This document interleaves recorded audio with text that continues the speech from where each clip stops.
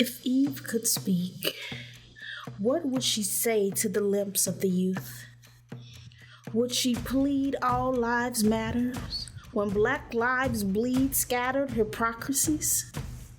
Would she weep over the bodies of theirs that they share, or what would she think? Gen Z, this one's for you. Welcome to If Eve Could Speak, the Limp with Purpose edition. This is Bloody Youth.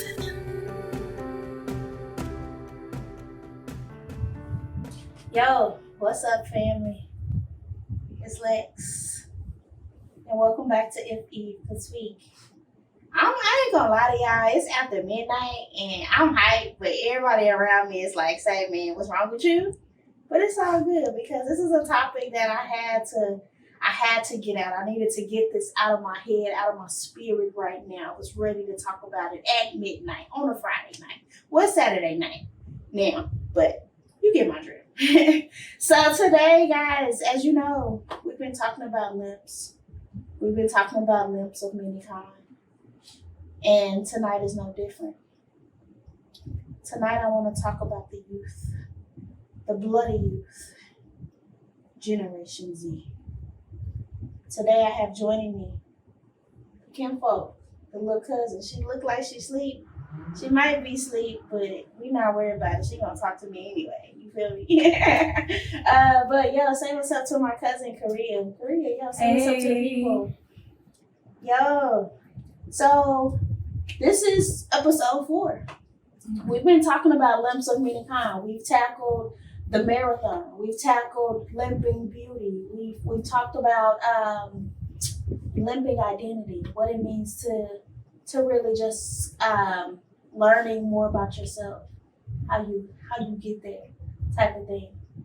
And now I want to talk about the limp of being young. Okay. Who would have ever thought that was a limp? What do you think is the most difficult thing about being young? Trying to prove to others who you are. Proving to others who you are. Before we get into that though, tell the people how old you are. I am 20. Yo, so that means she was born in the 2000s. Now, that was like yesterday as far as I'm concerned, but I really wanted to have you on the show just to represent Generation Z, because I feel like when it comes to just our connecting the generations, I'm a millennial. My mom is Generation X, and now we have Generation Z, and I really believe that there's a disconnect between the generations, between our destinies, between our purposes, between the way that we view the world. You talked about the fact that one of the hardest things for you is proving to others, proving yourself to others. What is there to prove? A lot. You get judged. Our generation, it gets judged. Who's judging? A lot. The older generation. Who the older ones? The older ones. Like who? Millennials? No. Baby boomers? Yeah. Who the ones before it's them? The ones that's Abraham Lincoln's sons? The ones that are in the 40s, 50s. Got it. So like the Gen X? Yeah. Yeah. I got you. Get judged a lot by them. Okay. Now do you think, now with that being said, would you say that being young, that really kind of finding your identity, coming into who you are in this season with the judgment, do you believe that has caused you to limp in a way that maybe others wouldn't see or even notice? Yeah, because my focus wasn't on making myself happy. It was on just proving to others who I wasn't. So, what are some things that you believe that you've had to prove to others that you weren't? I had to prove to people that I wasn't like my mom. I had to prove to people that I wasn't like the people before me. I had to prove that I wasn't going to be on drugs. I wasn't going to get pregnant. I'm the first in my family to graduate high school. So it was just, ever since I was little, I was told who I was going to be like. So I've always had to keep that in my head, like, okay, I gotta prove that I'm not like them. And I'm just now getting to the point where I know in my heart that I'm not like them. Mm-hmm. You can sit here and you can accept me and embrace me and we can move on through life, or I just have to leave you where you are at because I can't drag it along with me anymore. How has that caused you to not walk upright? Let me ask it in a different way. So when I think about, let's go to a physical limp, because that's the thing that we most identify with limps, right? Yes. Like, I feel like with a physical limp, the fear is always in falling. Like, the fear is always ending up not on your feet. I know that's definitely what it is for me. You know what I'm saying? Like, I limp, but my fear is always falling down. What has been your fear in terms of falling? What has been that thing for you that has really just kind of sparked that fear, if it has been a fear? A fear of mine is to try and to fail with anything in life. It used to stop me from like applying for certain jobs, pursuing different things I used to be very hesitant on. Just a fear of abandonment or not being wanted. My phone is going off. I feel very disrespectful right now in this moment. But you talked about, just a fear of being unwanted. When I think about anything that I would compare just your generation to what you're talking about in terms of you're proving yourself, you're being worthy, you're being enough, I think about Jesus. I think about the resurrection, what it meant, and even what it still represents to this day. Jesus became the living sacrifice so that we wouldn't have to.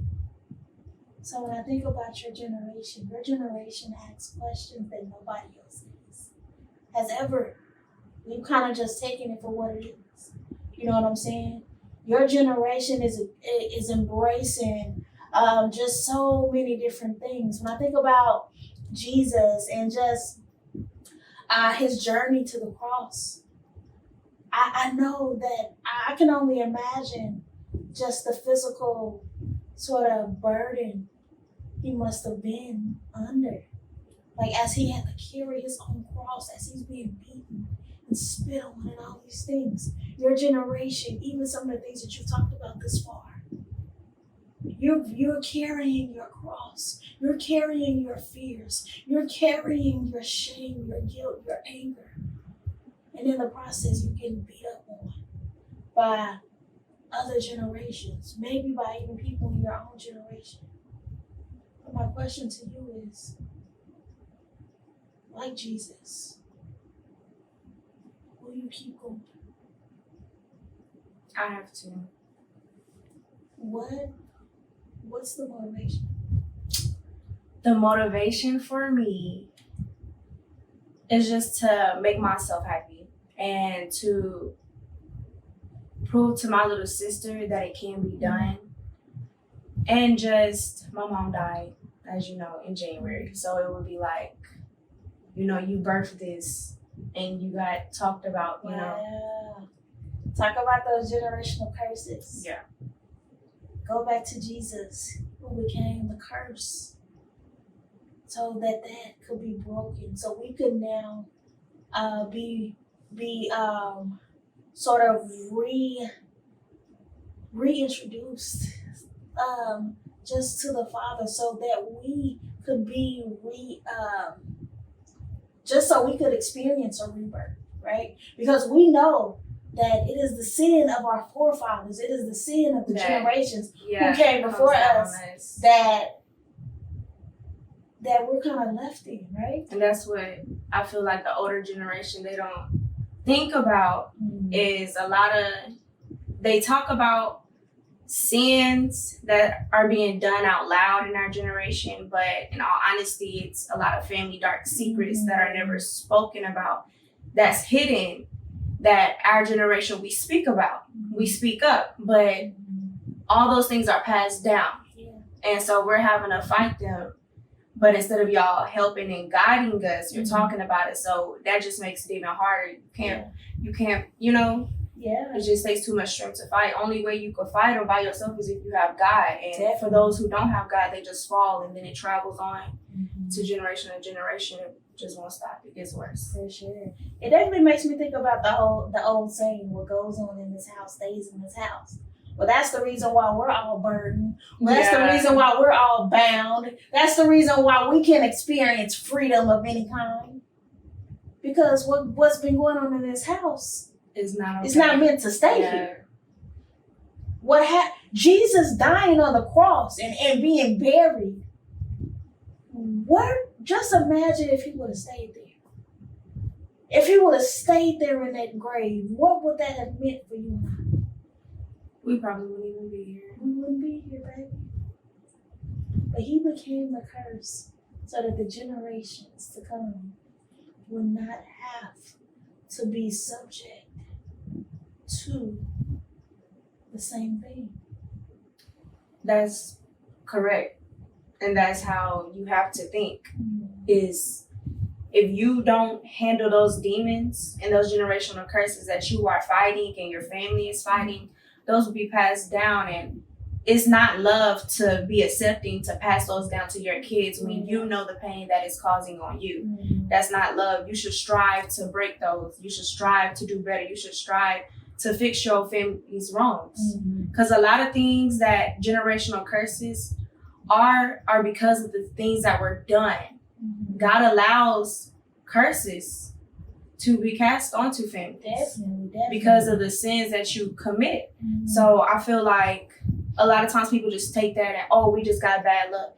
No, somebody has to make it right. Somebody got to get it right with God. Somebody has to be bold and do that. And I feel like in my family, nobody is bold. They love, when they do turn over to God, they love to say, oh yeah, I used to party, I used to do this. But you don't tell the dark side. You don't tell the deep, the generational stuff that you did in the family. You don't tell that stuff. And that's the stuff that needs to be talked about.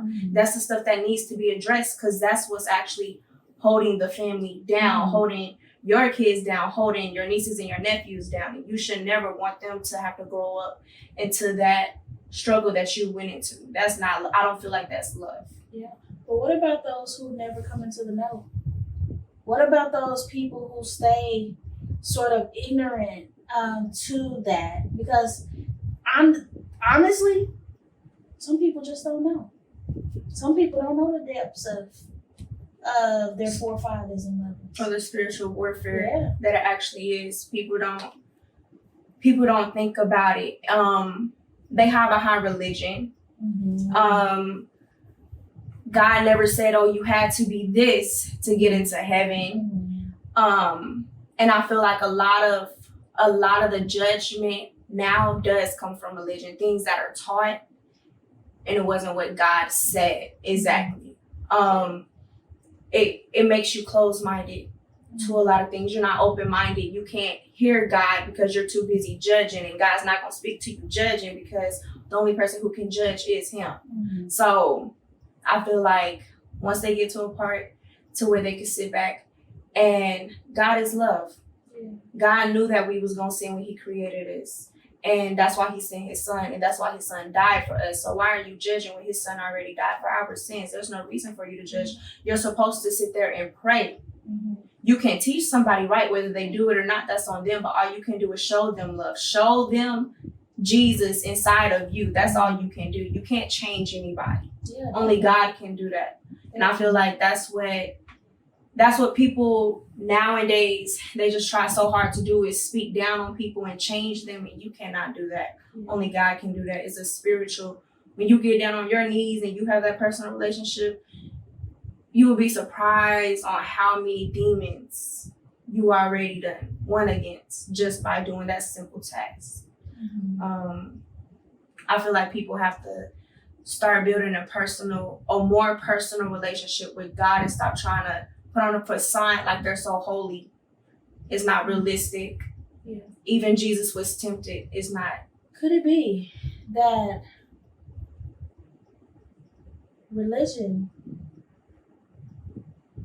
is the real limp?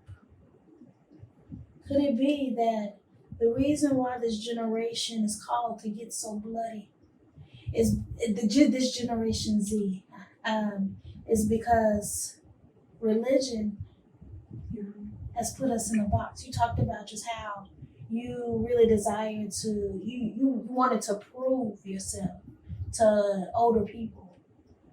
But could it really be that God is calling us to see him for the infinite God he is? Religion has put us in a box.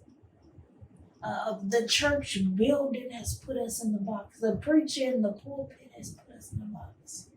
So we looking to pastor for healing. We looking to pastor instead of looking to for God. revelation. And anything that you rely on more than you rely on God, you're making that a God. So even in you doing that is a sin. Mm-hmm. People don't, you gotta, that's why I said this spiritual warfare is so, the level of it is so high that you have to be careful who you even listen to, who you let minister to you. Everything. Jesus didn't sit there in a church every Sunday. That's not what he did. He was outside. And how many churches do you see do that? Honestly, how many churches do you see actually pick up prostitutes, actually help women instead of talking about them or getting on the phone saying, "Oh, girl, you know what so-and-so did? She just lost her kids." How many people do you see in the church help? That's what Christians are supposed to do, right? You know?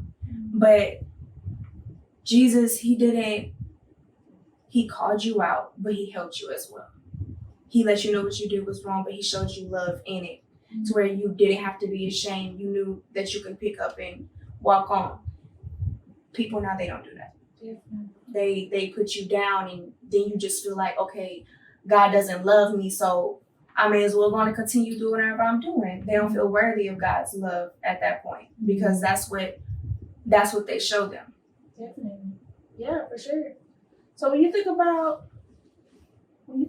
Eve and her legacy, what do you believe Eve's ministry, her testimony, her falling and getting back up is really calling this generation of women, particularly of young women like yourself? What is her legacy calling us into? I feel like when I think about Eve, think about somebody who was strong, and even though she made a mistake, she didn't quit. She had to live with that pain for the rest of her life. Yeah. She had to give birth to children and feel pain every month. She was reminded of her sin due to the pain, you know? So I feel like that just takes great strength. And even now that should show us as women what type of strength that we have, that no matter what, even in our sin, yes, it's going to come. Everything comes with consequences. Mm-hmm. Even with our sin, we're going to have to take that and still get up and walk with it. Because that's what God created us to do. He didn't create us to be weak. We're not supposed to be weak. That's weaknesses of the devil. Yeah. We're supposed to rely on God, but anything that gives you doubt, that's of the devil. For you not to feel worthy or strong enough, that's of the devil. Because we can do all things through Christ.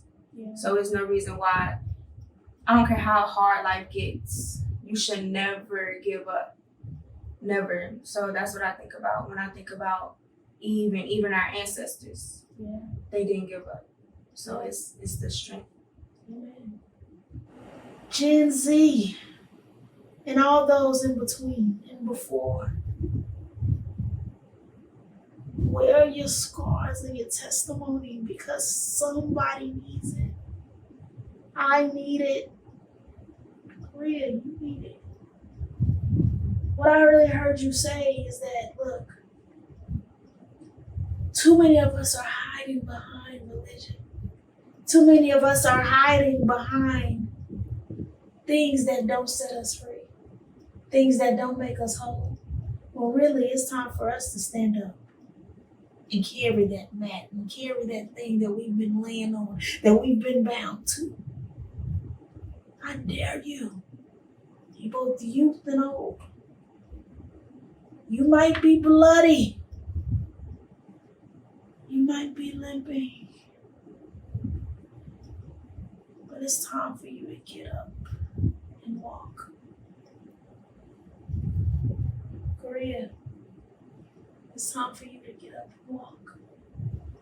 There is somebody watching you right now that you may not even know, haven't even recognized, that need your overcoming in order for them to come out. Thomas needed the wounds of Jesus in order for him to believe. Somebody needs your wounds in order for them to believe. Somebody needs my wounds in order for them to believe. So I really want to encourage you, even as you are experiencing so many transitions in your life, to remember, so what if you're bloody? So what if you're young? God is still calling you to get up and come forward. Yo, this is If Eve Could Speak, Bloody Youth, the Limp with Purpose edition. I'm Lex. This is Cuzzo, Korea. And that's it for us.